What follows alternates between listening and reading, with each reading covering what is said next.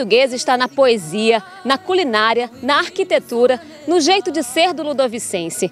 A Ilha do Amor ficou conhecida durante muitos anos como a cidade onde se fala o melhor português do Brasil. Mas não é só isso. A partir de agora você vai conhecer traços de uma cultura, de uma gente que tem em sua identidade origens lusitanas. São Luís pode ter sido fundada por franceses, mas é a cidade mais portuguesa do Brasil. 4 paredes caiadas, um cheirinho alecrim. Tudo começou em 1614, na batalha conhecida por Guaxinduba. O confronto aconteceu no município de Icatu e foi um importante passo dado pelos portugueses para a expulsão definitiva dos franceses no Maranhão.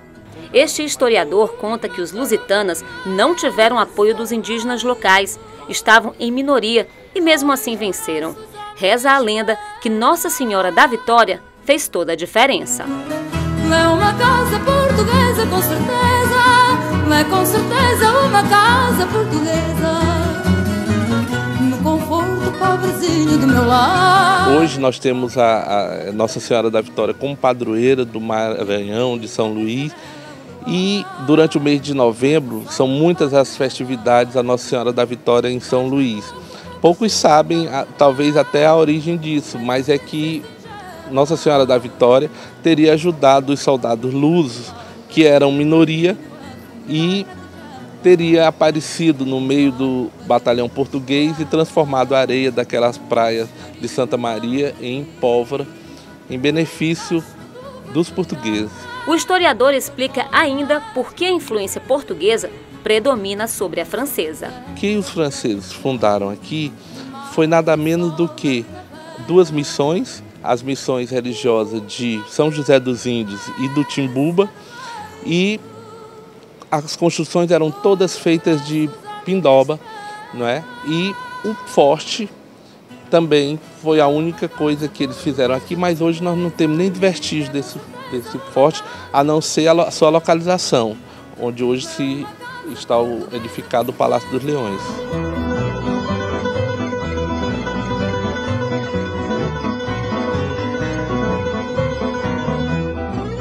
Os franceses foram os fundadores, mas o que se observa nas edificações, sobrados, igrejas e fontes é a mais pura influência portuguesa.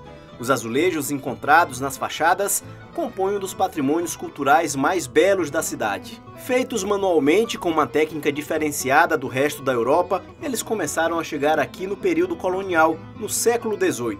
Os casarões do centro histórico, muitos ainda preservados, são o exemplo da cidade colonial portuguesa, adaptada ao clima da América do Sul. Isso vem a partir da metade do século XVIII, porque nós, dentro do Centro Histórico de São Luís, nós tínhamos um problema crucial, o problema da maresia, né? Trazer esses azulejos na forma de lar, na forma de peso dos navios de Portugal, justamente ameniza esse problema. E, consequentemente, era uma forma de nós refletirmos o calor intenso para a parte externa das casas. Então, nós temos identificações entre o azulejo português e o azulejo francês. É o caso desses 2 detalhes aqui, que eu estava mostrando para a dona Esther, que justamente o azulejo português de tamanho 14 e geralmente 4 placas formam o estilo floral e o estilo geométrico. O francês tamanho menor, 11 por 11. E também vem contornado pelas bordas, né, que é o sentido que nós podemos observarmos. Esse aqui é um detalhe originalmente, porque até o esmalte do azulejo já começa a se desgastar devido ao calor intenso. Como nós temos uma zona equatorial muito quente, então revestia assim alguns prédios, né, o azulejar. Nem todos poderiam colocar porque não tinham poder aquisitivo para isso. Então, uma boa parte das nossas ruas do nosso centro histórico, caso a Rua Portugal, ela se destaca como a maior rua em revestimento em azulejarias portuguesas no centro histórico da cidade histórica do Brasil, né? Os 4.000 casarões seculares, distribuídos por mais de 220 hectares, ganharam reconhecimento mundial. Em 1997, o Centro Histórico foi declarado Patrimônio da Humanidade pela Unesco. Nós exercemos 2 vertentes. Uma, que é o nosso trabalho macro, que é a questão da fiscalização desse patrimônio, entendeu? Onde, no caso do Centro Histórico de São Luís, são 1.460 imóveis, em Alcântara é aproximadamente 650 imóveis, todos de arquitetura portuguesa, entendeu? Então, assim, hoje nossos técnicos, eles trabalham nesse processo de fiscalização, analisando os projetos de intervenção que são feitos aqui, e, paralelo a isso, a instituição ela trabalha também como um agente fomentador de políticas públicas para essa área de patrimônio, para a preservação desse patrimônio, como é o caso do Parque Cidades Históricas, capitaneando outros grandes projetos para a preservação desse conjunto arquitetônico. A Rua Portugal, localizada na Praia Grande, em São Luís, é um dos tesouros portugueses no estado. A rua concentra a segunda maior fachada de azulejaria da América Latina. Uma rua que conta a contribuição dos portugueses na arquitetura da capital do Maranhão.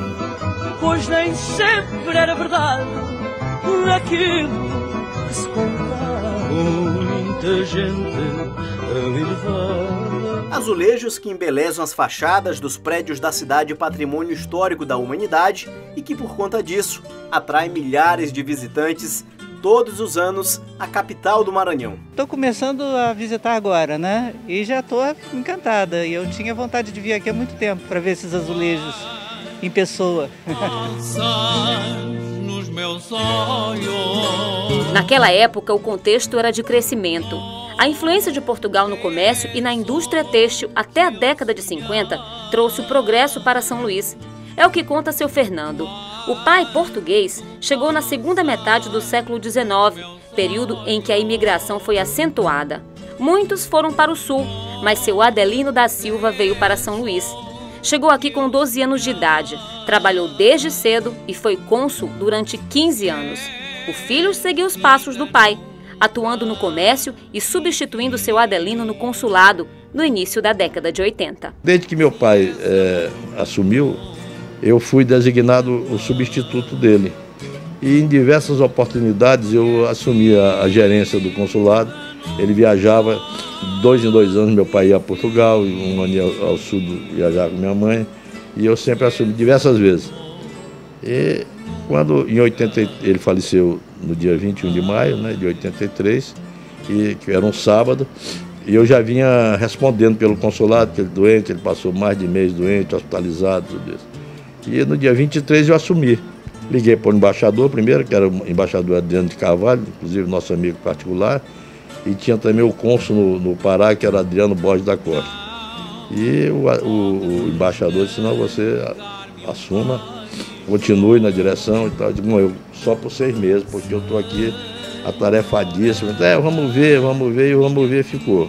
Ficaram 2 anos. Ele mostra com orgulho a primeira caneta que ganhou do pai, quando tinha 7 anos, e lembra com detalhes nomes de personalidades portuguesas que ajudaram a construir a história maranhense. Não foi do meu tempo, foi antes do meu tempo, foi Crispim Alves dos Santos, que foi dono da Fabril, da fábrica de tecido, que até hoje o canto da Fabril continua em razão da fábrica, né? E o Crispim Alves dos Santos tinha um filho que era o Joaquim Moreira Alves dos Santos, que ficou conhecido como Neuzinho Santos, que foi o homem que trouxe o primeiro automóvel para o Maranhão e a primeira equipagem de futebol, daí a razão do estádio Neuzinho Santos, porque ele veio, trouxe uma equipagem e formou um time de futebol com os ingleses da Buciline e do Cabo Submarino. E daí se desenvolveu. E foi um homem eu destacaria também ainda como industrial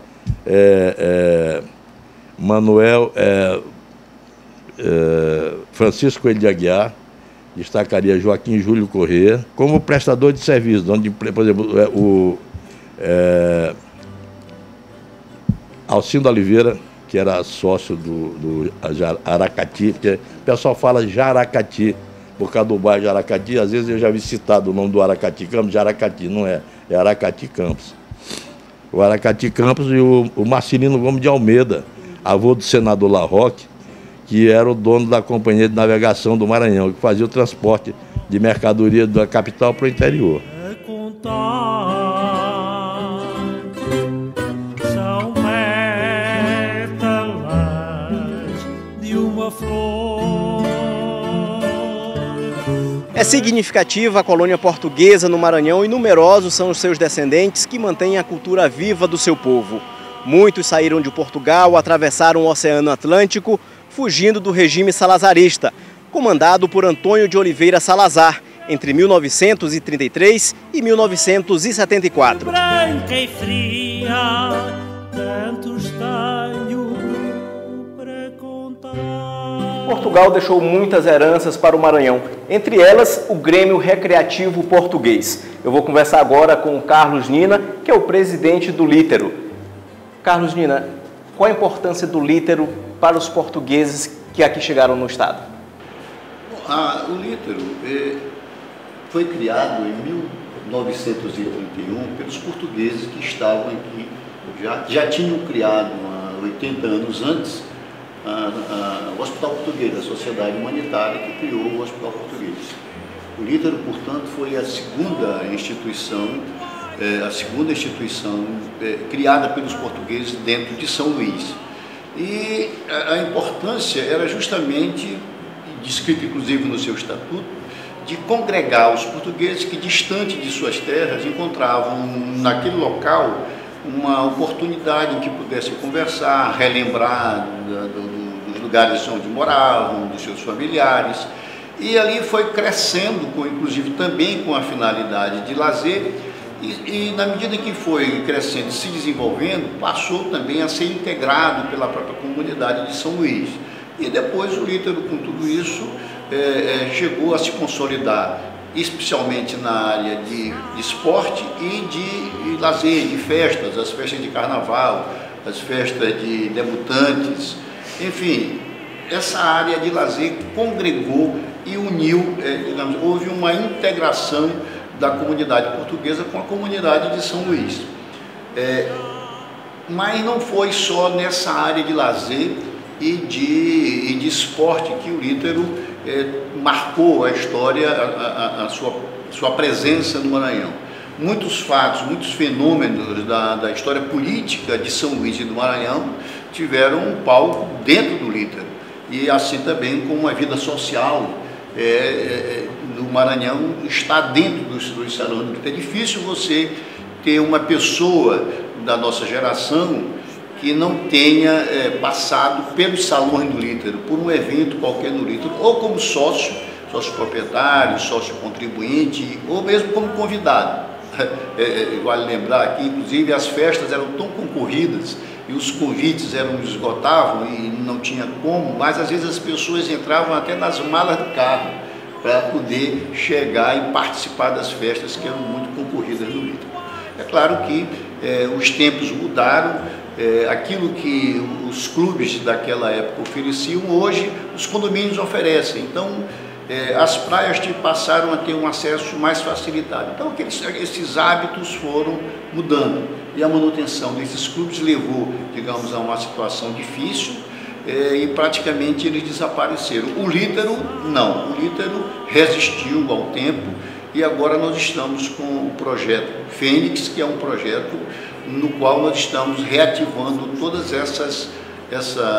esses fatos, tentando não só resgatar essa história, como também voltar essas atividades na área de esporte, na área do lazer, com as suas festas, suas confraternizações, e também com outro viés, que é o viés de fazer com que o Lítero ofereça para a comunidade uma outra coisa, ou seja, um serviço.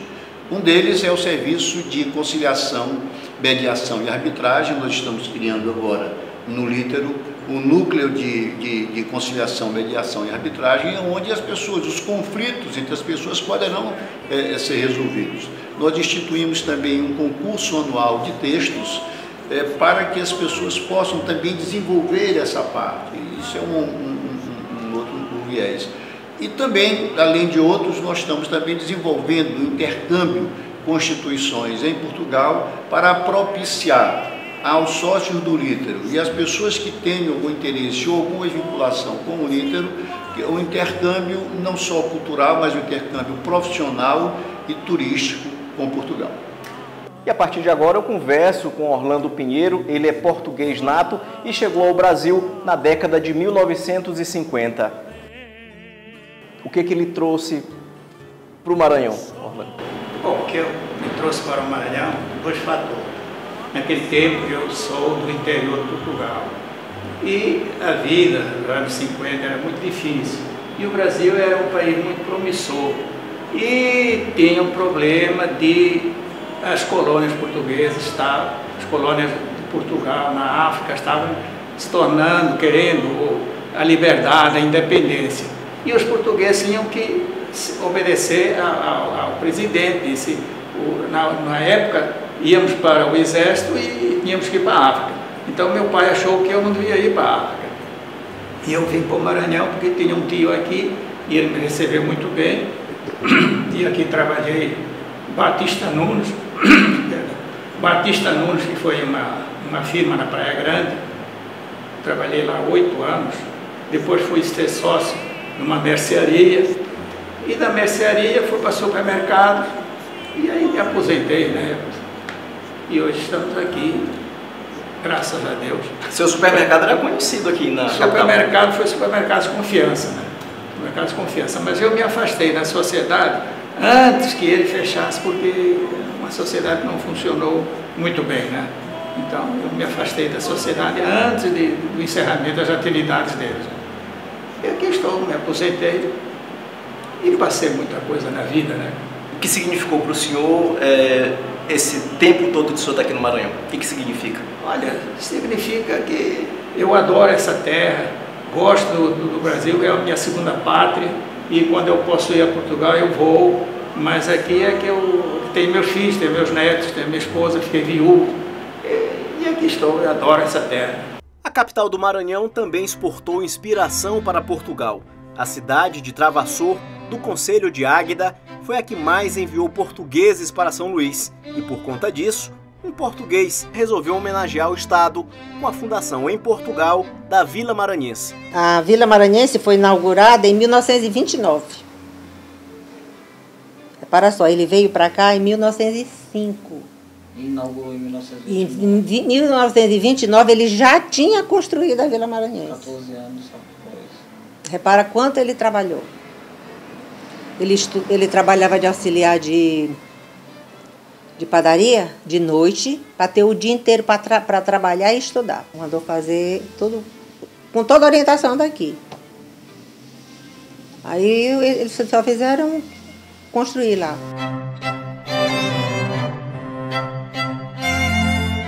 A culinária maranhense também recebeu grande influência lusitana.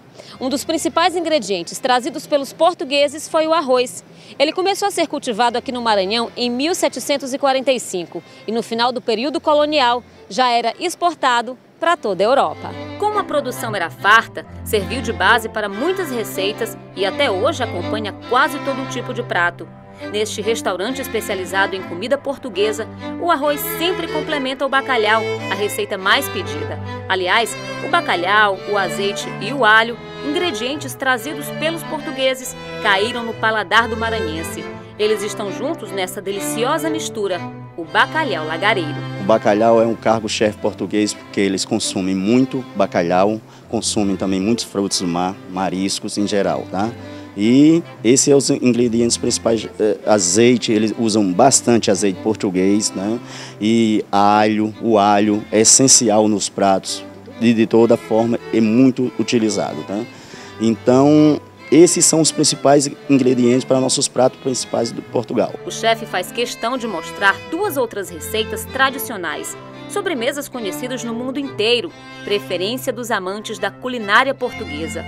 O pastel de Belém e o bricelê, ou sobremesa das freiras. Essa é uma sobremesa que é justamente da cultura portuguesa, porque foi feita por um grupo de freiras num convento, e como elas criaram esse doce, para elas mesmas degustarem no convento, então depois foi se expandindo para a população portuguesa e ficou com esse nome de sobremesa das freiras, que hoje se dá também o nome de bricelê, ok? Foi criada lá mesmo em Portugal? Lá em Portugal, tá? Em Portugal há cerca de 500 anos atrás. Tem o nome Pastel de Belém justamente porque a história de muitos anos, de muitos séculos atrás foi criado. Então, hoje nós temos nosso Pastel de Belém, ele é totalmente feito por um português, tá? É o que nos fornece, que nos passam para nosso restaurante, é um português que fornece diretamente a receita desde o princípio de Portugal, tá? Na culinária local, a influência lusitana é forte. Influências que se estendem a outras relações, da culinária para a religião. O padre Heitor, da paróquia de São João Batista, no centro, fala das tradições e costumes religiosos trazidos pelos portugueses para o Maranhão. Aqui foi construída uma identidade própria, marcada pelas práticas indígenas e, claro, portuguesas. Nesse chão maranhense houve aquele sincretismo, onde a cultura, a tradição que estava sendo formada ao longo desse tempo, houve também essa solidificação, poderíamos dizer, desses costumes que foram se adequando a realidades particulares, à nação indígena, aos afrodescendentes e assim por diante, e também aos europeus, de forma especial e majoritariamente falando, os portugueses. Portugal possui um conselho que preserva a cultura e a língua do seu povo aqui em São Luís. É um dos países que mais valoriza os conselhos que mantém no exterior. Fundado juridicamente em 2005, hoje possui mais de 1.200 pessoas cadastradas. O Conselho da Comunidade Luso-Brasileira do Maranhão, ele teve um primeiro momento de tentativa de organização já em novembro de 68. Existe desses membros fundadores, existem alguns vivos ainda. De fato, a partir de 2005, e na verdade após a Revolução dos Cravos, em 25 de abril de 74, o próprio governo português começou, foi a redemocratização, começou a abrir os olhos para essa questão das comunidades fora de Portugal. Nós falamos de um país com cerca de 11 milhões de habitantes, cujo mais ou menos 21% da população está fora do país. É aquela máxima da diáspora portuguesa, são os emigrantes, é um povo desbravador. E por essa característica, tem hoje no mundo todo, sempre em algum local, você tem alguma comunidade organizada de portugueses e luso-descendentes. No Maranhão, no Brasil, no Maranhão não poderia ser diferente. Nós temos aqui uma comunidade organizada também, o Conselho centraliza isso, norteia essas atividades a nível cultural e, sobretudo, de preservação da língua portuguesa, que é o maior vetor, né, de comunicação. E com essas vertentes, nós sempre estamos desenvolvendo atividades voltadas para a comunidade, a associação manter junta, organizada, os imigrantes que já sediaram, já fincaram raízes no Maranhão e seus descendentes. O Conselho atua como uma associação que agrega os portugueses e luso-descendentes, além de realizar diversos projetos sociais na Grande Ilha. Ao longo do ano, nós temos outras atividades a nível cultural, parcerias, nós temos o braço social da comunidade, que atende projetos sociais em bairros de periferia da capital e também até outros municípios da Grande Ilha. Dispensa explicações o vínculo entre Maranhão e Portugal. A passagem dos franceses e holandeses não afastou a influência lusitana, muito pelo contrário. Esse elo foi fortalecido com o reconhecimento do dia 10 de junho como o Dia de Portugal, de Camões e das comunidades portuguesas. A criação de uma data que homenageia o país das nossas origens é de iniciativa do deputado estadual Eduardo Braide. 10 de junho corresponde ao dia da morte de Luís Vaz de Camões, autor do poeta Os Lusíadas, maior obra épica de Portugal. Importância para toda a comunidade portuguesa. Tive a felicidade de ter a lei sancionada que estabeleceu o dia 10 de junho como dia no Maranhão, de Portugal, de Camões e das comunidades portuguesas. É uma forma de deixar sempre viva na memória das pessoas a contribuição da comunidade portuguesa aqui em São Luís, para o Maranhão. Temos aí a nossa cultura, os azulejos espalhados pela cidade, o empreendedorismo que é visto por conta dos portugueses e que merece todo o nosso respeito. Mais do que isso, uma data oficial para que sejam realizadas comemorações em lembrança à participação importante da comunidade portuguesa na colonização, assim como também na construção do nosso estado do Maranhão. São Luís nasceu e cresceu com traços portugueses. Aqui, lusitanos constituíram famílias, ajudaram a construir uma economia forte, sólida, que trouxe prosperidade. A cultura ludovicense, respeitada mundialmente, sem dúvida, é um resgate da identidade e da memória portuguesa.